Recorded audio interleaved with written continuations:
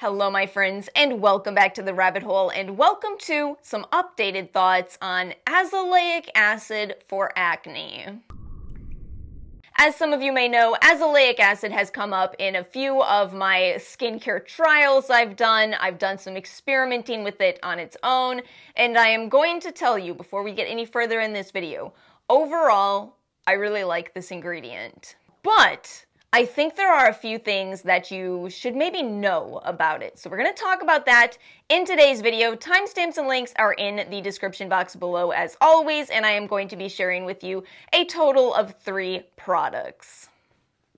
Let's start out today's video with a little bit of backstory on this azelaic acid ingredient. Who is she? Well, it turns out that this is an ingredient that exists in nature. It's actually found in wheat, barley, and rye, and your skin has azelaic acid on it. It's not that your skin directly produces it, but rather there are certain yeast organisms that live on your skin, and they produce azelaic acid. But it does have strong implications in terms of skincare. This is an ingredient that is antioxidant, anti-inflammatory. Need I point out why this is important for acne? What does acne look like? A big old bump of inflammation on your skin. It is antibacterial. We know that azelaic acid is effective against the C. acnes bacteria. And finally, it is effective for hyperpigmentation. Shut the front door. That means this ingredient can not only help to prevent breakouts, fight breakouts, but also to deal with the hyperpigmentation that people with acne deal with. That's a lot going on in this yeasty beast. And y'all, listen, in addition to that, this is an ingredient where we actually have a lot of scientific literature backing up the efficacy of this. Do you know how often I run into skincare ingredients that everybody is singing the praises of? I go to the primary literature and I'm going, where's the research? We've talked about this before. It's amazing how many ingredients people are excited about that have very little research backing them up. Here's an ingredient that has a lot of research. So have we or haven't we stumbled upon the best ingredient for acne-prone skin? Well, there are a few things we've got to talk about. First of all, in spite of having all that primary literature, it is important to recognize that azelaic acid at the levels at which it's been studied is only available by prescription. Yes, by visiting a dermatologist, you can get a prescription for 15 to 20% azelaic acid that matches the primary literature. However, over the counter, we are limited to under 15%.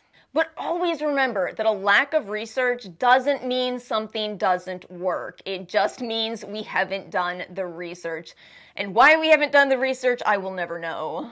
In addition to that, I do want to point out that the 15 to 20% prescription-only options are also only azelaic acid. I will link a study below where you can see the ingredients that are in those. Whereas when you do buy these over-the-counter options, there's actually some other ingredients in here that also may help with all things related to acne. So again, it's not to say that these just don't work, but it is a valid criticism to say we don't have the research for the level that is used in cosmetic products. Second thing to point out, because we do have so many studies, we do know that it kind of takes a while for azelaic acid to work, and a lot of y'all are impatient. I mean, I'm impatient. I'm one to talk.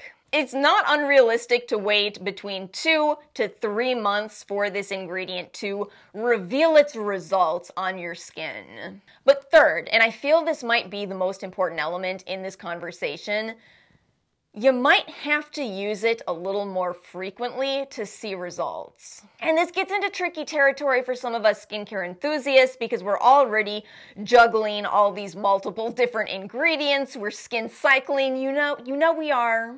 And while skin cycling works for a lot of people, and some people may do just fine with a less frequent application of this ingredient, I think it's fair to say that if you want to have results that match the great results in the literature, you probably do want to apply this twice a day. And let me note here, in this twice daily application, for some people, this means applying it alongside their stronger retinoid. And by the way, this works for some people. Let's be honest about one more tricky element of azelaic acid. It is a mild exfoliant, which I think is where it can get into some tricky territory for some of us. Azelaic acid is considered to be very well tolerated, but I was surprised by some of the studies that found up to 30%, 29% of people experience a burning or stinging sensation from azelaic acid. Most people in these studies didn't drop out, only around 5% did, but that was a higher number than I expected. And speaking personally, one of the things that does make switching to azelaic acid twice a day difficult for me personally is that it still isn't considered to be as effective as some other acne-fighting ingredients. For example, benzoyl peroxide is still considered to be more effective. I feel like this adds up to make for an option in skincare, but not necessarily the solution for every last person.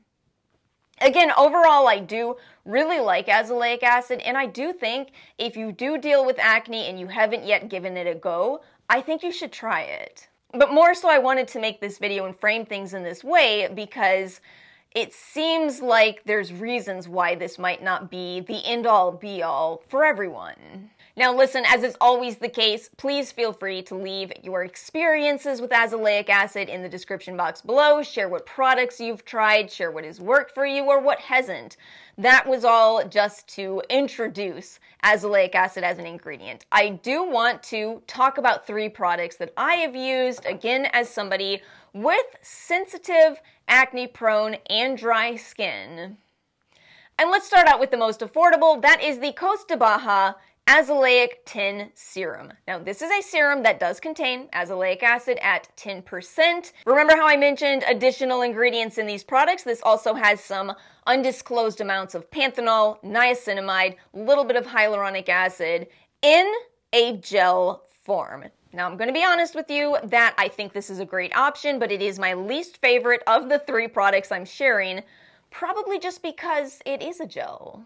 Among the potential side effects you can experience from azelaic acid, dryness is one of them. And so, if you are a person with dry skin like me, you might also find this to be not your absolute favorite azelaic acid. But we are all about giving credit where credit is due, and not everybody has dry skin or even experiences dryness from azelaic acid. So this is the most affordable. You can find it on Yesstyle, you can find it on Stylevana, and it's usually under $14. Next up is my personal favorite, the Peach Slices Redness Relief Serum with 10% azelaic acid. In all truth, I finished this, but I've got probably enough in here to be able to show you the texture of it. And then it'll be in an empties. So this is actually a creamy formula. And like I was just saying with the Costa Baja, I'm gonna like a cream more. And truthfully, the consistency of a product does absolutely impact our experience with it. Now, not only that, it also has some panthenol, it has some allantoin, it has quite a list of extracts. For me, this is the product that gave the best results. And when I really think about it, it might actually just be as simple as because I used it often. And that brings me to the cheekiest product in today's video, and one that was gifted. This is the Simple Science 14% Azelaic Acid Booster Complex. 15% is prescription only, so they stuck 14% azelaic acid in this product. I love that. Now, this product in a pump bottle is the creamiest of them all. It's quite a thick cream, as you can see, and it does contain some allantoin, and they threw in some salicylic acid. Now, here's the catch for me. Y'all know I have sensitive skin. I mean, I've already said it in today's video. So, as such, This is a product that is the strongest level of azelaic acid that I can purchase, with a little bit of additional exfoliating ingredients, and as such, it feels exfoliating. I am somebody who does experience, I actually get itching from azelaic acid. It doesn't really burn, it itches. And so because of that, I am personally not able to use this as often as I would like. Now, that's just me. A lot of people will be able to use this every single night, and you may see incredible results from this. But going back to the problems with azelaic acid, I really think that if you're not seeing results from it, you want to up the frequency of it before anything else. And for some people, that will make it harder to use products that also include salicylic acid. By the way, the Paula's Choice 14% or 10% azelaic acid also does contain salicylic acid as well. And that one works for a lot of people. This may even work better, but again, if you tend to be somebody who is a little bit more sensitive to exfoliating ingredients, you might not be able to apply that enough to see the benefits from the azelaic acid itself. What a catch-22. I just wish I didn't have sensitive skin. I probably wouldn't even have this channel though, so greater good or something. So in conclusion, I'm able to show you 3 options, one for oily skin, one for dry skin, and one for tough skin. And that's it for today's video. As always, feel free to share your thoughts in the comment section below. I hope you all have a wonderful weekend. If you enjoyed this video, make sure to like and subscribe, and I will see you all next time.